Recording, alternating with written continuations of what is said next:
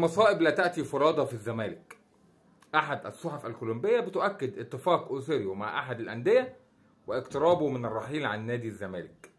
وفي كلام تاني من أحد الإذاعات الكولومبية إن خوان كارلوس أوسيريو بيشتكي إن هو ما خدش باقي مستحقاته المالية مع الزمالك، وإن هو غير سعيد في نادي الزمالك والأمور تسير بشكل سيء جدا، ويفكر في الرحيل عن الفريق. حتى المدير الفني اللي موجود في الزمالك في كلام كبير جدا ان هو ممكن يرحل عن الزمالك الفتره القادمه. فريق مترهل، فريق فيه حوالي 3 لعيبه بس يستحق ان هم يتقال عليهم لعيبه، وباقي الفريق لعيبه موظفين. جابوا لهم مدير فني كويس جدا ولكن مش هيعرف يعمل حاجه، لازم تدعيمات، ومن الواضح ان مفيش تدعيمات لان مفيش فلوس في نادي الزمالك.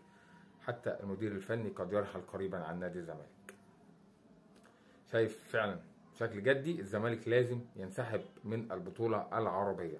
الانسحاب من البطولة العربية حل رائع جدا عشان حتى الزملكاويه اللي في السعودية ما يبقاش شكلهم وحش قدام الناس. شكرا.